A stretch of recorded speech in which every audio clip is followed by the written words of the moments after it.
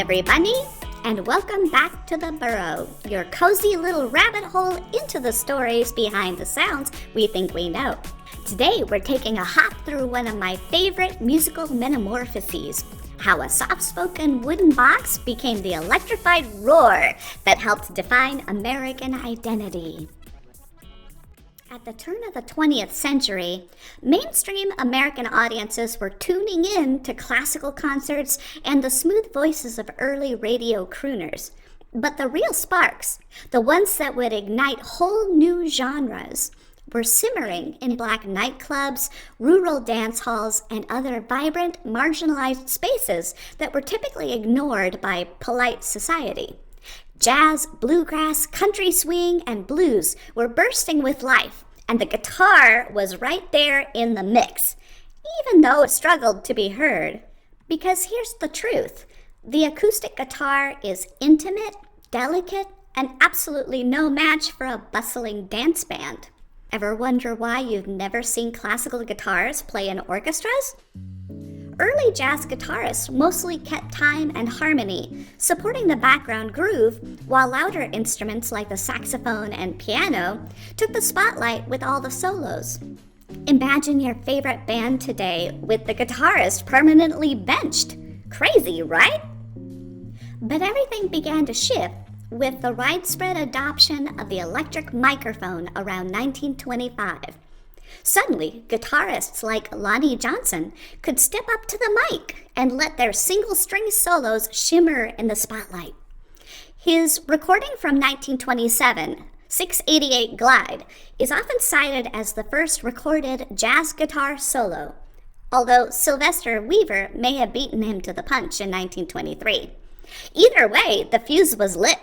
Musicians and instrument makers began chasing reliable amplification in what scholar Rebecca McSwain calls a cultural imperative.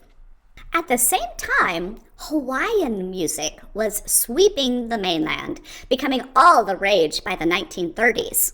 An interesting plot point is that this musical popularity helped build momentum for the push toward Hawaiian statehood, which became official in 1959.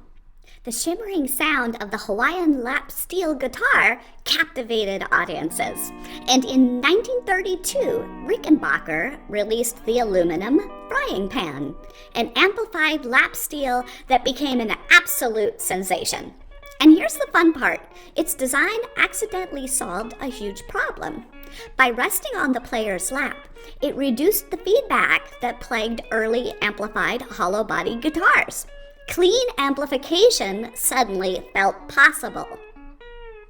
But translating that success to the Spanish-style guitar was much trickier. Early single-coil pickups hummed, buzzed, and misbehaved thanks to their large surface area and lack of shielding. And uneven magnetic flux within the steel magnets could cause distortion in the signal. Even though this would eventually be solved with the double coil pickups of the 1950s, appropriately called the humbucker, engineers were wrestling with this pesky noise problem decades before it became cool. See, the original goal wasn't to create an innovation in sound. Everyone wanted the same warm acoustic voice of the classic guitar, just louder. Enter the tinkerers and visionaries. Les Paul and Leo Fender took a radical leap. What if you removed the hollow body entirely? A solid plank of wood wouldn't vibrate as much, which meant far less feedback. Fender's Esquire of 1950 and Les Paul's commercially released Log of 1952 marked the dawn of the solid body electric guitar. Fun fact, Les Paul showed Gibson his prototype back in 1941, and they dismissed it as a broomstick with pickups. But once the Esquire hit the market, Gibson suddenly changed its tune. Still, early reactions were mixed. Without the familiar resonance, the solid body sounded strange, almost too clean and too clinical.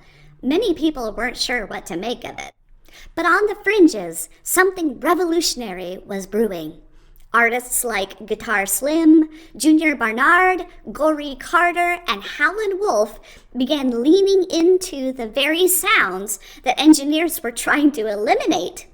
They cranked their amps, pushed their vacuum tubes, and treated distortion not as a defect, but as raw, expressive power.